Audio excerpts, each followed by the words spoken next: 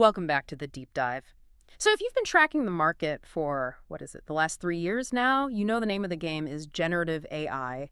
It really remains the biggest, most impactful trend out there. It's touching just about every single sector and, making a real difference to economic growth here in the U.S. Oh, it's absolutely true. I Yeah. mean, it's impossible to ignore.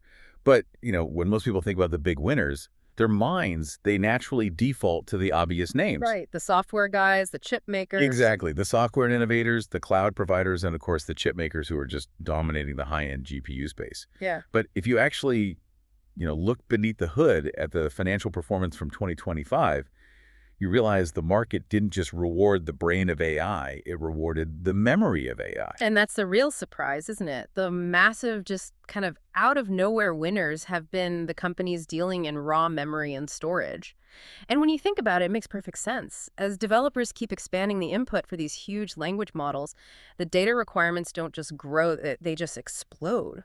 They explode exponentially. And that right there, that surging demand for massive data storage and throughput has caused an absolute boom in these, well, often overlooked sectors. A historic boom, you could say. You absolutely could. Okay, so let's unpack this. Our mission for this deep dive is to look specifically at the hard disk drive makers, the HDD guys, and the, unprecedented run they just had in 2025. But also the immediate and very critical competitive threat they're now facing. We're going to focus on this careful, high-stakes balancing act they have to pull off in 2026. Because, those 2025 numbers are just astonishing. They certainly are. We were talking about companies that, just a few years ago were kind of considered these slower growth, mature technology plays. Yeah, almost boring. Almost boring, right? But just look at the returns. Seagate Technology, that's STX, climbed 257% in 2025. And Western Digital, WDC, which also has a foot in the flash space, climbed an even faster 316%. Wow. Those are staggering market-crushing returns. And they're driven by one very simple truth. All that data needs a home. And to really get those returns, we have to look at where that home is being built, which is, of course, the data center. Exactly. The core of this whole story is understanding the challenge that, say, an OpenAI or an Anthropic is facing. They're building these enormous LLMs, and they're trained on billions and, soon it'll be trillions of pieces of information. All of that data has to be stored, and crucially, it has to be stored physically close to the incredibly expensive, high-powered GPUs that do all the work. That proximity, that density, that's the foundation of this boom. Okay, but hang on a minute. If AI is fundamentally about speed, instant calculations, why are these massive data centers buying what a lot of us would think of as relatively slow storage? Why not just buy the fastest possible tech available? That is the absolutely critical question. Mm-hmm. And it brings us to this concept of nearline storage. The trade-off is really about accessibility versus the pure cost of capacity. So think of it this way. Your computer's main solid-state drive, the SSD, that's like the documents spread out right on your desk, they're instantly accessible, high speed, ready to go. That's what we call hot storage. Right. Nearline storage is the gigantic, high-capacity filing cabinet you have over in the corner of the room. It might take you a few seconds to walk over and pull out the file you need. And that's the kind of time delay we're talking about in data center terms. But the cost per cubic inch of that filing cabinet is dramatically cheaper than the cost per square inch of your desk. I see. Most of that training data doesn't need to be accessed instantly. It just needs to be available. So the slight time delay is an acceptable trade-off because this nearline storage is so much cheaper. It lets them store just petabytes and petabytes of data without completely bankrupting the project. Precisely. And what is the most common, the most robust, and the most cost-effective form of nearline storage? The old hard drive. It is the traditional hard disk drive, the HDD. Exactly. And Seagate and Western Digital, well, they account for the vast majority of those high-capacity enterprise HDD sales. So this immense exploding demand for nearline capacity is why their revenue and their earnings just soared in 2025. Okay, let's zero in on the money side of this because it isn't just a volume story. You're talking about margin expansion. Demand climbed so much faster than they could possibly supply the product. What did that scarcity do for them financially? It handed them immense pricing power. And you have to remember the context here. A major AI project, we're talking billions of dollars in GPU investment, it cannot afford to delay its roadmap just to save a few percent on storage. They need that capacity now. They're a captive audience. Completely. And because supply was so constrained, big tech basically paid whatever Seagate and Western Digital asked. This ability to just raise prices aggressively while selling every single unit they could make translated directly into just dramatic margin expansion for both of them. So the story for 2025 was pretty simple. Scarcity drove astronomical profits. What about 2026? It sounds like this isn't just a one-and-done kind of thing. The outlook is still incredibly tight. Oh yeah, we have concrete evidence this supply squeeze isn't going away anytime soon. The CEO of Western Digital, Irving Tan, he's publicly stated that he expects the market to remain supply-constrained all the way through the middle of 2027. Mid-2027. Wow. That's almost 2 more years of the market being heavily tilted in favor of the sellers. And Seagate is saying something similar, right? Their CEO, Dave Mosley, said their capacity is already largely committed to contracts through all of 2026. So if you put those two pieces together, it really suggests both companies should be able to keep growing revenue and earnings at a pretty rapid clip next year. It does. Which brings us to the central conflict, the big problem that management is facing right now. It is a classic, very delicate balancing act. While demand is absolutely booming, these HDD makers have a tricky dilemma. How much capacity do we add? You'd think they should just flood the zone, right? I mean, build every factory you can to capitalize on this wave.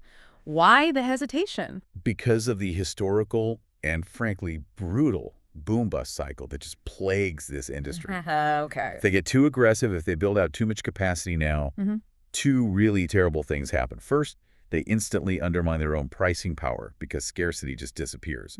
Second, and this is the big one, if that AI demand ever cools off or shifts to a different technology, they are left with massive fixed costs. We're talking idle factories, equipment.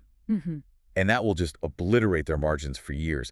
That's the stock bust that everyone is terrified of. So that cautious approach is actually a survival mechanism. It's about protecting them from past mistakes in the industry. Exactly. Their strategy is all about risk aversion. They're being very selective, very cautious, adding just enough capacity to satisfy some growth, but not so much that they destroy that scarcity premium. It keeps their financial risk low, and it keeps those prices high. But doesn't that approach, I mean, while it's financially prudent for them, doesn't sound a bit short-sighted in terms of market share? Aren't they essentially just inviting disruption by leaving all this massive demand unmet? They absolutely are. And that right there is our segue into the competitive threat.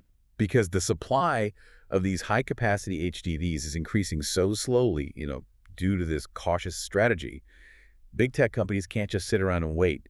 They need the data stored now. So they have to look for alternatives. They've been actively seeking them out. And the primary substitute they've been forced to buy up is NAND storage. That's the tech commonly sold to you and me as solid-state drives or SSDs. And this buying activity has created a massive ripple effect across the whole industry. This enormous new data center demand has sent the price of NAND chips way up, which benefits the pure-play NAND guys like Micron, and importantly, Western Digital's own flash memory spinoff, SanDisk. So this shift to NAND isn't just a minor headache for the HDD divisions. It's a foundational threat because the competitive landscape is changing really quickly. It is. It's important to remember, HDDs still offer a significant price advantage over SSDs in terms of just raw storage cost. The cost per byte is much lower. That's the HDD's trump card. However, SSDs bring a whole list of operational advantages to the table that can significantly offset that higher upfront cost. Especially at the immense scale of an AI data center. That's fascinating because the whole calculation has changed. For so long, storage was just about the upfront price of the drive. Now, this idea of total cost of ownership, or TCO, has become the dominant metric.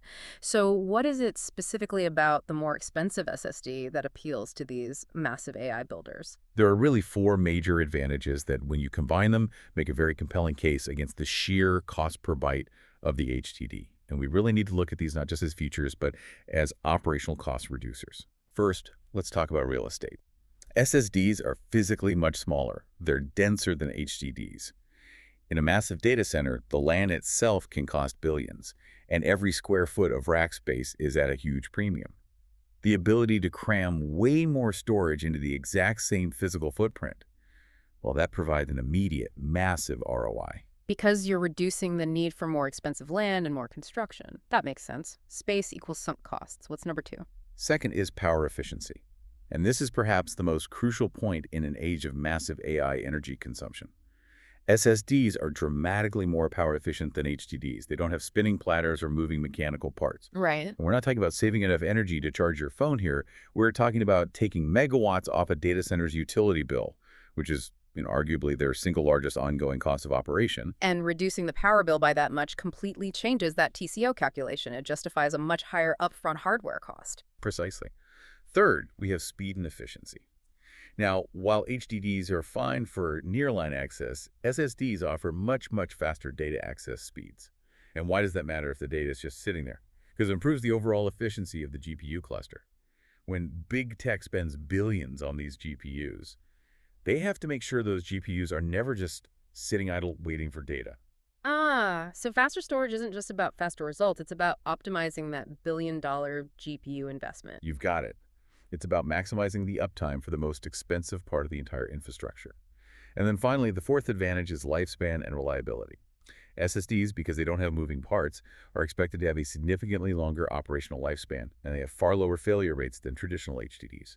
And that translates directly into lower maintenance costs, less downtime, and less money spent replacing hardware over the life cycle of the data center.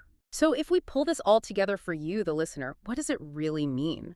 It's a classic battle between two competing technologies, but it's being viewed through this incredibly high-stakes, massive-scale economic lens.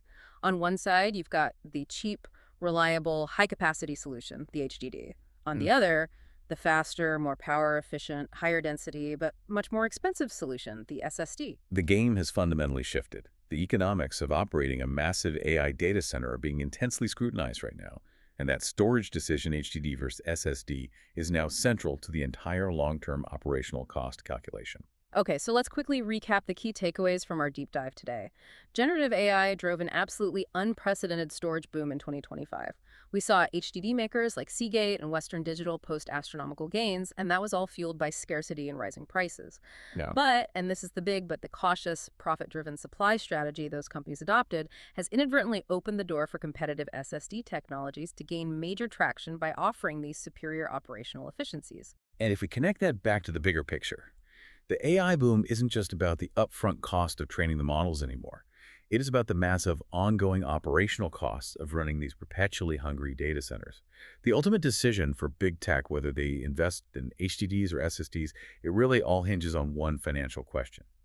Is the superior power efficiency and GPU optimization from the SSD financially justified over the significant raw cost per byte advantage you get from an HDD? Which brings us to our final provocative thought for you to mull over. If we agree that power consumption and data center real estate are becoming the biggest limiting factors, the hardest bottlenecks for future AI expansion, at what point does that cost per byte advantage of the reliable, cheap HDD become completely irrelevant compared to the long-term compounding cost savings of operational efficiency that you get from SSDs? The answer to that question is going to define whether this HDD boom continues or if it's about to face an imminent bust.